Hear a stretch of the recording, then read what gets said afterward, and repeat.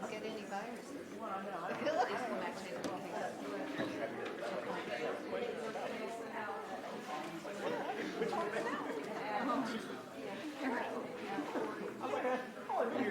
Yeah, you should that way, because they're probably already thinking of it. Well, I don't want to, yeah, I want to be okay. Yeah, no, And, you know, if it's working, yeah, no, this will allow them to know that, yeah, this will. I don't know what this is. Is this? Patty's sitting in one of these. Yeah.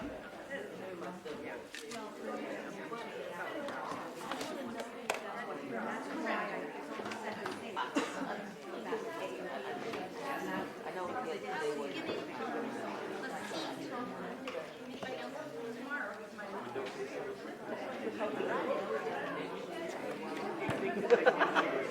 Martha sit over there. Oh, okay. All right. It's in second. I can move. No. Martha sit over there. I'd rather sit there on the screen.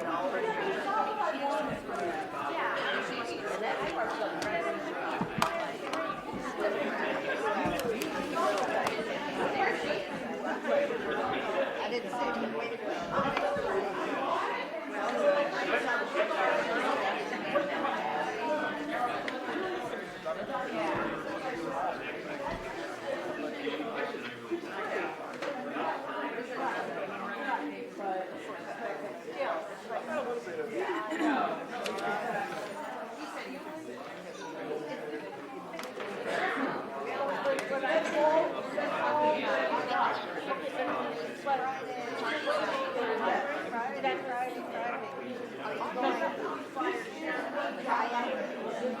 No, we're actually we are.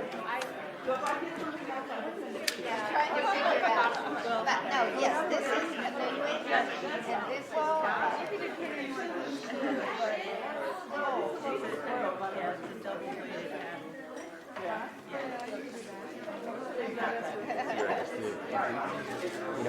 Oh, yeah. That's it. I remember that. We do hike. We have more. Yeah, I see all your posts. Yeah. I was so intent on figuring out how to kayak that I didn't hear you. Yeah, we're No, it's not. We're some of our out. They don't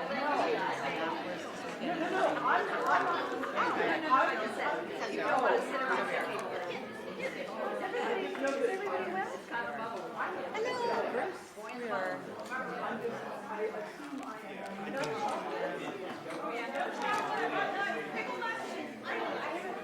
Shauna must want something. She's rubbing cheeks on me. That's her. Give me a gesture.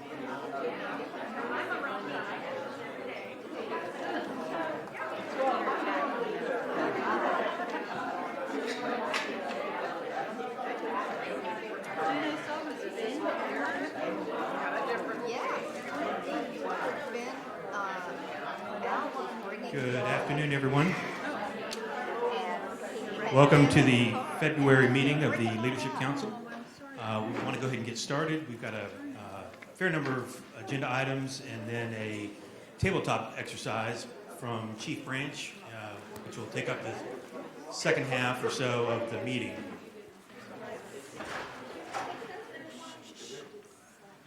All right. So we have a number of policy readings to go through, and we wanted to go ahead and start with some student policies. I think, Aaron, you have several. If we could give Aaron the attention he so richly deserves. Thank you. So in January, we looked over 5 different student services policies that had major revisions, and then we briefly talked about those with the minor revisions. And now we're here just for the second reading and to see if there are any questions. If you had a chance to look at them when we, on the email that Lorraine sent out last week. So the first one was the academic standing policy for the major revision, and that the change there was removing the 2.0 GPA for taking online courses. Is there any questions on that one? If not, do we offer a motion to approve? If not, then is there a motion to approve the revisions to the academic standing policy? I so move. Okay. All right. So that one is approved. Thank you.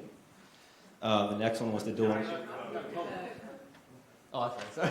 I just wanted to get through it. I was actually seeing who's paying attention. So, do I have a vote for consensus on the approval? Aye. Any nays? Nay? Nay? Nay, nay. Sarah, nay? So we move on now? We're good? Okay. The next one was the dual enrollment policy, and that was the copy and paste from the GCCS policy manual into our new policy. Is there any questions on those? Since it's already BCCS policy, nothing much we can do. Have someone that would like to approve? And a second? Second. Thank you. All in favor, say. Sarah? You, Sarah. All right. That one's approved. Heart, all eyes. Anybody opposed to the BCCS requirements? Speak now. Good. All right, so that one's passed. The third one was the student grievance procedures that Dr. Gray and some others worked on.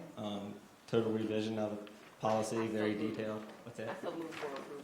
Dr. Gray moves for approval. Was there any questions on that one? Hearing none, we have a motion to approve. Do I have a second? Second. All those in favor? Aye. Any nays? All right.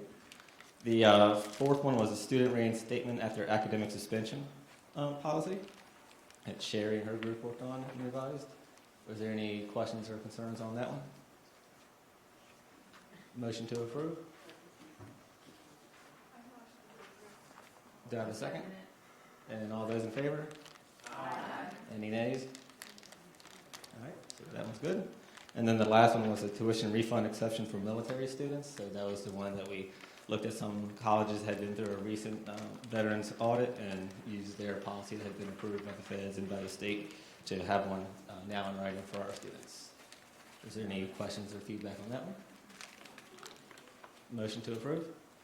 So moved. Thank you. And a second? Thank you. All those in favor? Aye. And any nays? All right, my work here is done. Thank you, guys.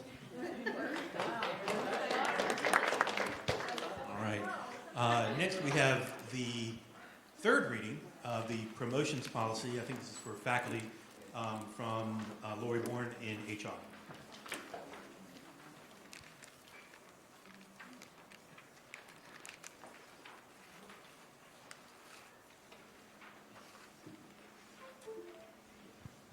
Hello. Like John said, this is our third reading for promotion policy.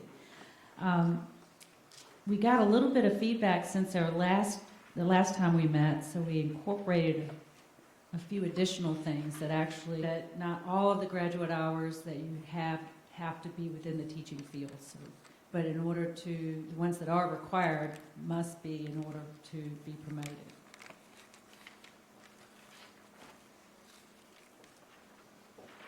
Next thing.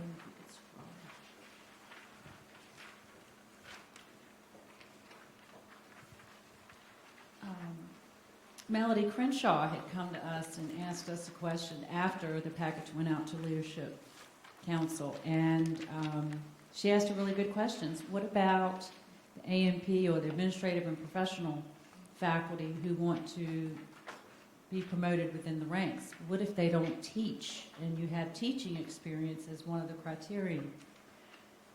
Well, if you look at this, the yellow right here, it shows you where we can substitute some things. So for teaching experience, you can include professional service in the primary area of responsibility, so within your occupational field. And then the graduate credit hours in the teaching field refers to the coursework in the occupational field for the purpose of hiring and promotion. And teaching effectiveness, obviously if you're not teaching, how would you evaluate that? it would be based on your effective performance in the primary area of your responsibility. So we added that in just for clarification. I know in the past, not everybody knew that administrative and professional faculty could actually aspire through the ranks, and don't want to leave them out. So we also sent out some examples. I know that Sunitha had asked for us to send out some examples of how people can be promoted from one rank to the next. Did everybody get a chance to review those?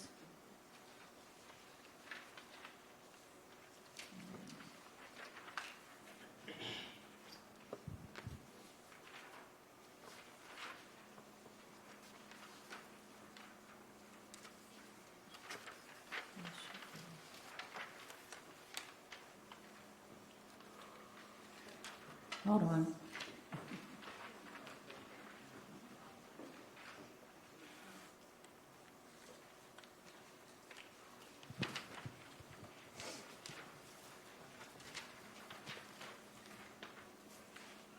Do you want me to go through these, or let's just see if you have any questions or in need of some clarification?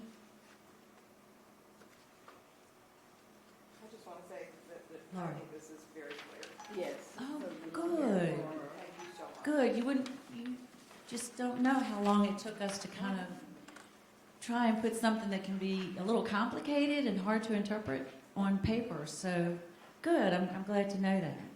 So any other questions or comments? All right, the last thing we added in is a chart that shows for the package that's submitted for review. It shows what is in that package and who is responsible for the various components within that package. We just thought this would be helpful. I know this year we had some minor issues with packages and missing some signatures and documents, so this should help going forward. Okay, any questions or comments for the promotions policy? All right, anybody want to make a motion to approve our newly revised final draft of the promotions policy?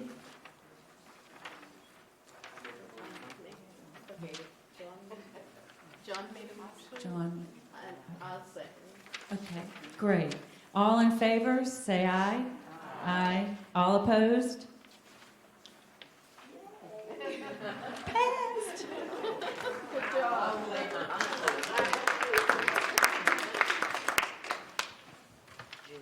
Thank you.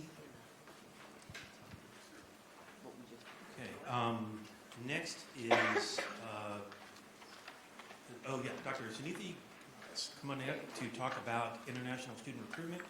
I know this came up, I think as a topic of a VCCS, I think there was some VCCS newsletter information that talked about increasing perhaps international student enrollment. So Sunitha?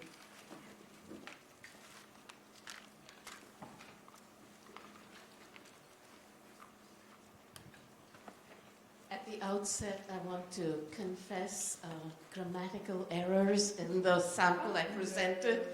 And I have to tell you, I already visualized the nun from my elementary school who taught me English with a raised wooden ruler, staring down at my paper and pointing to it. And I also visualized going to a Catholic priest for confession. So all that has taken place before I could address this body. And I still love my nuns.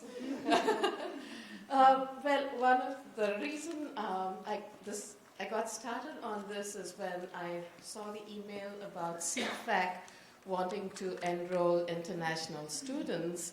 And it got me thinking about how I could facilitate this. And having grown up in India and done most of my studies in India, I'm very familiar with the system. And one of the challenges those of us who've grown up in India and have gone to attended institutions in India. One of the challenges we face is that the undergraduate program is just 3 years. And so when you do apply to do a master's here, the American institution either wants you to fill up another year of undergraduate studies, or they make it a 3-year master's program. So Indian students lose that 1 year. And so when I've been thinking of that for a long time, and how the community college can help in that and assist in that. And so one of the reasons I thought the online would work better is that for students in different colleges in India, if they can take classes at Germana concurrently with the courses they take at their universities and colleges, then when they finish their 3rd year, they have actually 1 more year attached to their degree. And this qualifies them more easily for a master's program. So that's from the Indian students' perspective, and how it can be advantageous to them by having this available online. From Germana's perspective, we increase enrollment, and the classroom becomes multicultural.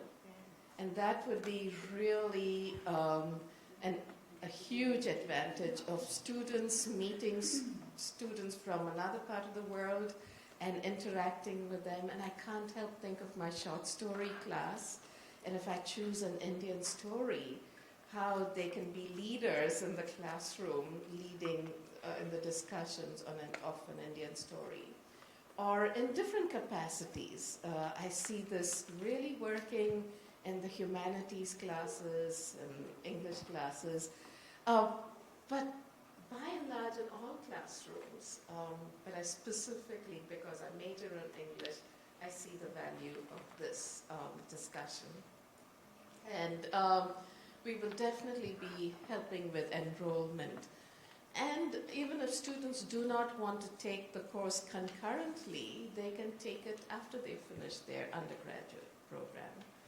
So, the president, through Lorraine, encouraged me to make this presentation. And so, are there any questions? And what's the language of instruction in India? English, yes. Yes. Maybe I was just wondering if those students have 3 years of college in India and they want to transfer for want to enter a master's program, does it matter the level of education they're receiving, since our educational level would be on a freshman and sophomore level? Yes. Would it So, matter? They just need a year? they just need a year of. So, if they're majoring in English literature, they can take extra classes at Germana. So it doesn't need to be on a 4th year level? No. They just need to show 4 years of undergraduate. And these students are, it's not a community college system, so there's no, it's not a leveled plane. They are actually, there is an admission process, it's not open enrollment, so you do get good quality students, and the students who really want to enter the program have aspirations to do their masters too. So in one sense, it would enhance the discussion and the quality of work. Yes. What about, is there any kind of tuition forgiveness for foreign students coming over? Because wouldn't they immediately fall into the Yes. out-of-state tuition, and isn't that kind of exorbitant? It would be exorbitant, which means it restricts it to only those who can afford it. But, so I don't know what the policy would be for that. Would it be out of state, or would it be, is there an international rate, or is it just be out? And I'm not sure if there will be any financial aid provisions, but if there isn't, then you're only going to attract students who can pay. Students who are in the country solely for education purposes or on a student visa have to be self-pay, and they are only eligible for out-of-state tuition. And in this particular case, if you're offering online, then they do not have to deal with visa issues and things like that. So, yes, ma'am. I think clearly the trend in higher ed and it is online and expanding the reach and being more accessible. So I would see something like this as aligning with the direction that the college might want to go. But it would be a pretty big undertaking, I think. I think we might want to know more about what the competition is, like what are those students in India or other countries for that matter doing to access education from the United States, and how would Germania fit into that equation? And I think also understanding how the message in another country could be communicated, and what would be a realistic timeline. I love the idea, Yeah. but in terms of implementation and getting a return on the investment of the time and these kinds of things, I think there's quite a lot of work and planning and analysis that would need to be done Yes. and And we're launching into something like this. to some extent, yes, I see. In terms of competition, the competition could also be from the master's program in India.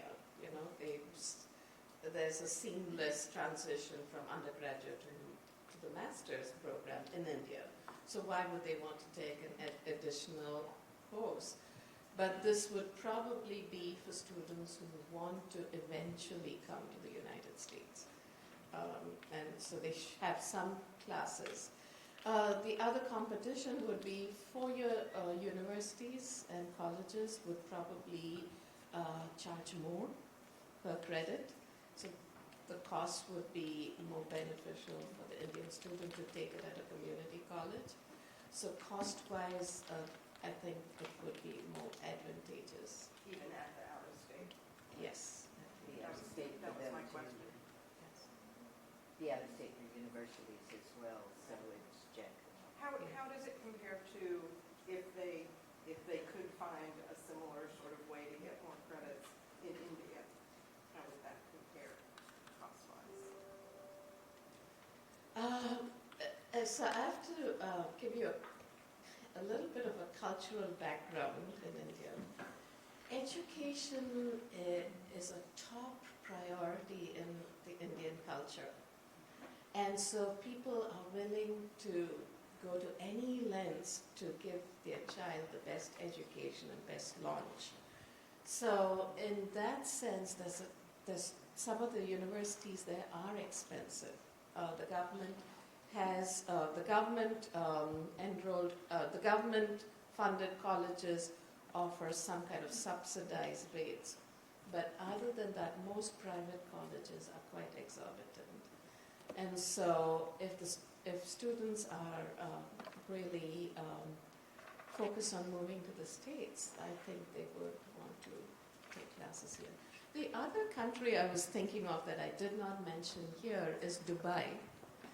A lot of Indians study in Dubai, and there are lots of international schools too. And there are American universities in Dubai. So, but I thought if we start small and see how this progresses, and some of the questions cannot fully be answered till we actually implemented the course to see how it works. So that's why I feel if we have a pilot program and identify 2 or 3 courses where we make this available to students and see how it does at the end of 1 year. So some of it, the scope of it cannot fully be sized up, I think, till it's launched. Yes. Another comment, other community colleges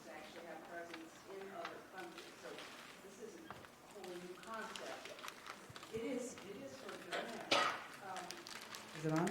Okay, but we might want to do a little research as well to see what the other community colleges might have put in place in terms of process and how things have mapped out. So we might be able to, again, glean a little more information in terms of if Germanna were to go this So route. what do you suggest that,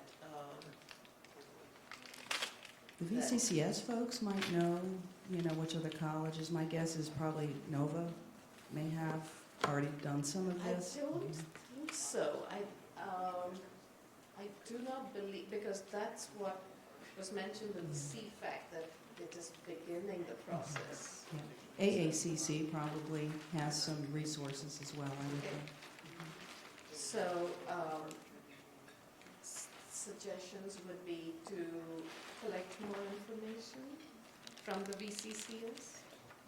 Would that be a recommended next step? Or? Yes. Went online, it says Nova has 1,681 international. Those are students who are here. Over here. So they do, and we do too. I mean, we Yes. have international students that are here on student visas studying. This concept is different because we would go there and recruit them and let them stay there, which I think is an exciting concept. I'd be willing to work with you on the research. Yes. Susan. Is it on? Yes, it is. My brain went straight to, I don't think we can accept them into the nursing program.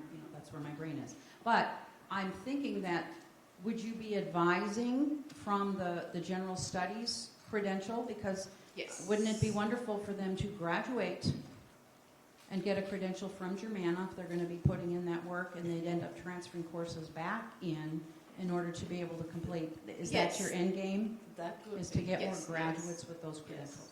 Yes. So that you'd be advising specifically more generically for general studies at Yes. first? Yes.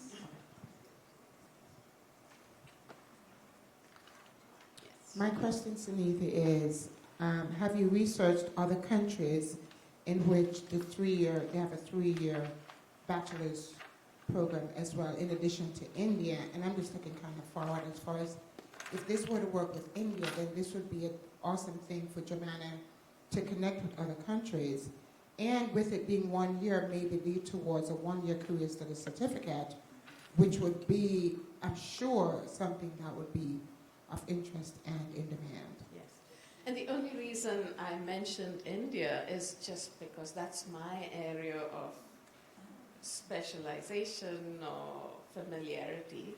So if we can start with India and see how it succeeds and learn from the pitfalls and the success and survey the program at the end of 1 year, then we have more to work with when we launch it for another country. So shall I just say that the next steps would be to possibly research the BCCS system for current offerings online? The Yes? American Association of Community Colleges may have some resources at the ready as well. Okay. Thank you. Yes. I would also like to invite you to come speak with the department chairs. Okay. Thank you. So we're not acting on the formal proposal today. Sunitha, you will go back and bring some information back here for this group. Okay, sounds good. Thank you. I have the Diversity Coalition update from Dr. Ray.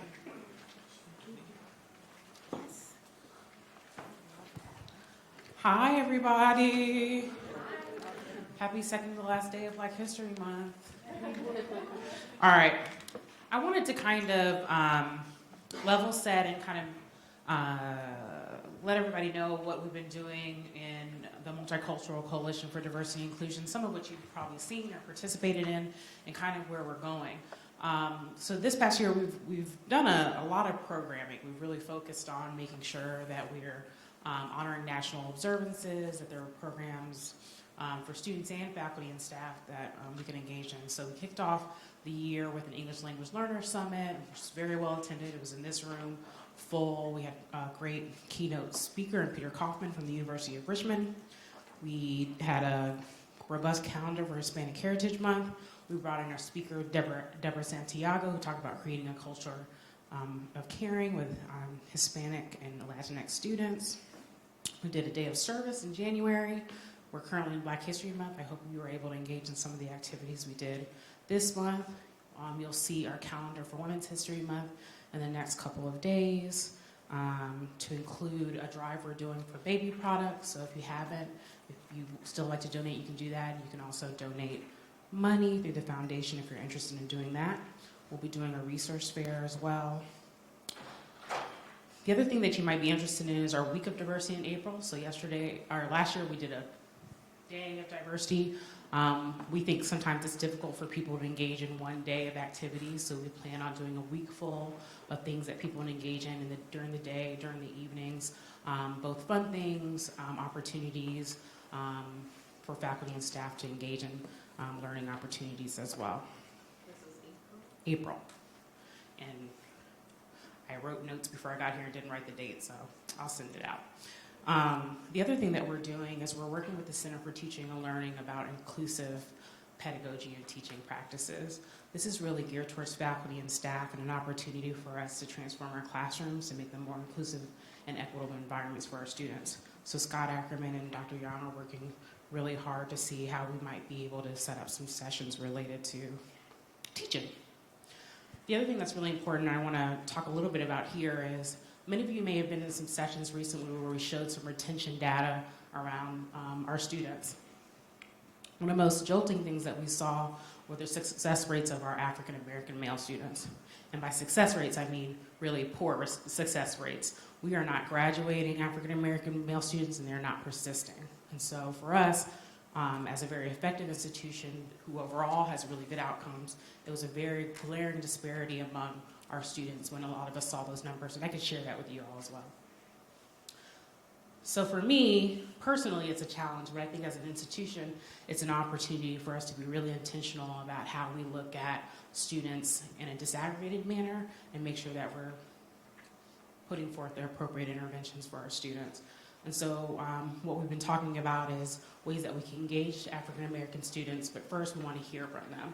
So we'll be setting up a series of focus groups with African American male students on campus that are currently here to kind of get some of their insights about their experience here as students, things that might be helpful for them, and opportunities for them to better engage with our institution.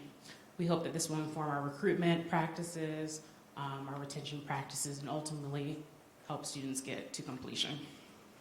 The other thing we want to do is stand up a mentoring program for these students, opportunities for them to engage with their peers, but opportunities for them to also engage with faculty and staff who are willing to take on a mentor in this area. So that's what's going on with the Multicultural Coalition for Diversity and Inclusion. I do want to say that that group is open. Anybody's welcome. We meet on the first Friday of every month.